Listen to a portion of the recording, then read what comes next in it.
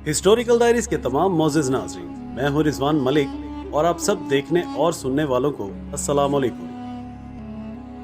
मस्जिद अक्सा, जिसे मुसलमानों का किबला अव्वल भी कहा जाता है, फ़लस्तीन और मस्जिद अक्सा दुनिया भर के मुसलमानों के लिए इतनी अहमियत की हामिल क्यों है और मुसलमानों की इस जगह के साथ दीनी और जज्बाती वाबस्तगी की असल वजह क्या है।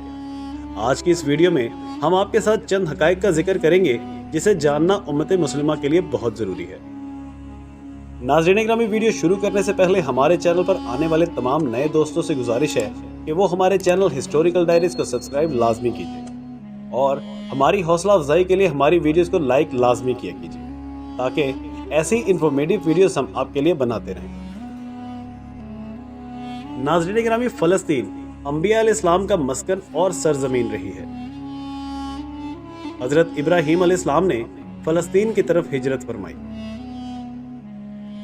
अल्लाह तबारक व तआला ने हजरत लूत अलैहिस्सलाम को इस अजाब से निजात दी जो उनकी कौम पर इसी जगह नाजिल हुआ। हजरत दाऊद अलैहिस्सलाम ने इसी सरजमीन फ़लस्तीन पर सकूनत रखी और यहीं अपना एक महराब भी तमीर फरमाया। नाज़रीन ग्रामी, फ़लस्तीन वही जगह है जहां हजरत सुलेमान अलैहिस्सलाम इसी मुल्क में बैठकर सारी दुनिया पर हुकूमत फरमाया करते। नाज़रीन ग्रामी, चूंटी का वो मशहूर वाकया जिसमें एक चूंटी ने अपनी बाकी साथियों से कहा था कि ए चूंटियों, अपनी बिलों में घुस जाओ, यहीं इसी मुल्क में वाक़े अस्कलान शहर की एक वादी में पेश आया, जिसका जिक्र अल्लाह तबारक व तआला ने कुरान मजीद में सूरह नमल आयत नंबर 18 में भी किया है, जिसका नाम बाद में वादी नमल चूंटियों की वादी रख दिया गया। हजरत ज़करिया अलैहिस्सलाम का महराब भी शहर फ़लस्तीन में है। हजरत मूसा अलैहिस्सलाम ने इस मुल्क के बारे में अपने साथियों से कहा था कि इस मुकद्दस शहर में दाखिल हो जाओ। उन्होंने शहर फ़लस्तीन को मुकद्दस इस शहर के शिर्क से पाक होने और अंबिया अलैहिस्सलाम का मस्कन होने की वजह से कहा था। नाज़रीन ग्रामी, शहर फ़लस्तीन में कई मौजज़ात वक़ूअ पज़ीर हुए, जिनमें एक कुंवारी बीबी हजरत मरियम अलैहिस्सलाम के बतन से हजरत ईसा अलैहिस्सलाम की वलादत मुबारका भी है। हजरत ईसा अलैहिस्सलाम को जब उनकी कौम ने कत्ल करना चाहा तो अल्लाह तबारक व तआला ने उन्हें इसी शहर से आसमान पर उठा लिया। वलादत के बाद जब औरत अपनी जिस्मानी कमजोरी की इंतहा पर होती है, ऐसी हालत में बीबी मरियम का खजूर के तने को हिला देना भी एक मौजज़ा इलाही है। नाज़रीन ग्रामी, क़यामत की अलामात कुबरा में से एक बहुत बड़ी निशानी हजरत ईसा अलैहिस्सलाम का ज़मीन पर वापस तशरीफ लाना हो, जो कि इसी शहर फ़लस्तीन के मकाम सफ़ेद मीनार के पास हो। शहर फ़लस्तीन के ही मकाम बाबे लुत पर हजरत ईसा अलैहिस्सलाम मसीह दज्जाल को कत्ल करेंगे। फ़लस्तीन ही अर्ज़ महशर है। इसी शहर से याजूज माजूज का ज़मीन में कताल और फसाद का काम शुरू होगा। शहर फ़लस्तीन में वक़ूअ पज़ीर होने वाले किस्सों में से एक किस्सा तालूत और जालूत का भी है।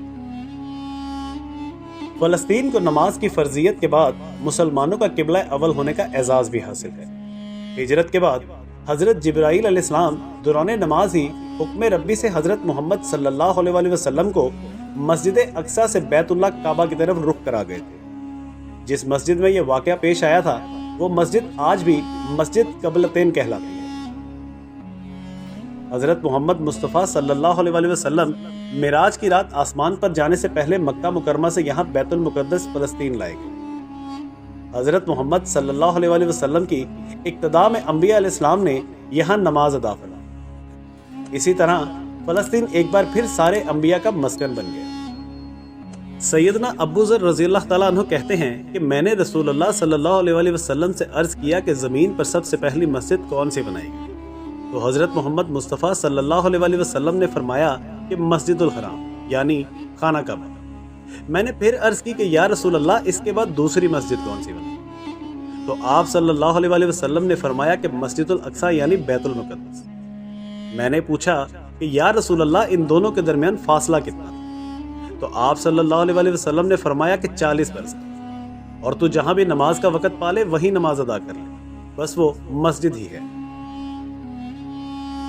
हजरत मोहम्मद मुस्तफ़ा सल्लल्लाहु अलैहि वसल्लम के विसाल के बाद हजरत अबू बकर सिद्दीक़ रज़ियल्लाहु तआला अन्हु को ارتداد کے فتنہ اور دیگر کئی مشکلات سے نمٹنے کے لیے عسکری اور افرادی قوت کی اشد ضرورت کے باوجود بھی ارض شام یعنی کہ فلسطین کی طرف آپ صلی اللہ علیہ وآلہ وسلم کا تیار کردہ لشکر بھیجنا بھی ایک ناقابل فراموش حقیقت ہے۔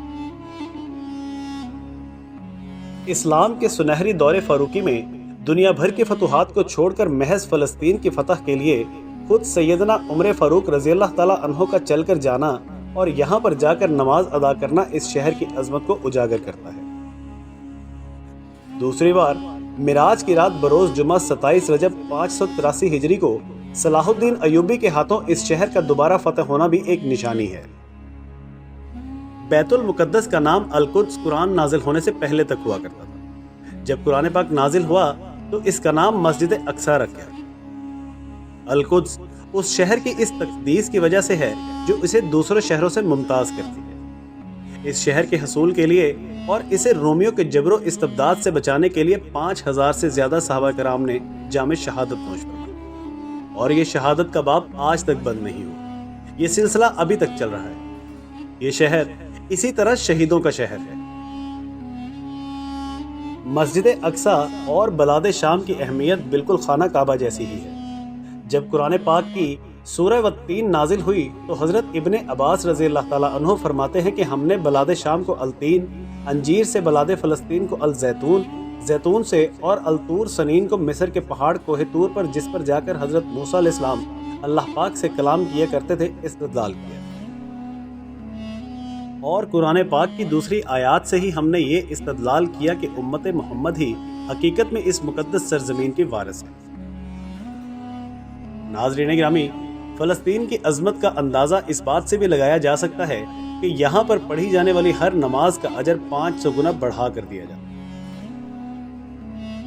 ناظرین گرامی، آپ کے بچے آپ سے بھلے یہ بات پوچھیں یا نہ پوچھیں، لیکن آپ کو یہ چند باتیں اپنے بچوں کو ضرور بتانی چاہیے تاکہ انہیں پتہ چلے کہ ہم فلسطین سے اور مسجد اقصی سے اتنی بے پناہ محبت کیوں کرتے ہیں۔ جی تو ناظرین، یہ تھی ہماری آج کی ویڈیو۔ آپ کو ہماری ویڈیو کیسی لگی ہمیں کمنٹ کر کے لازمی بتائیے گا، اور ہمارے چینل ہسٹوریکل ڈائریز کو سبسکرائب کرنا مت بھولیے گا۔ اس کے ساتھ ہی اگلی ویڈیو تک کے لیے ہمیں اجازت دیجیے۔ اللہ نگہبان۔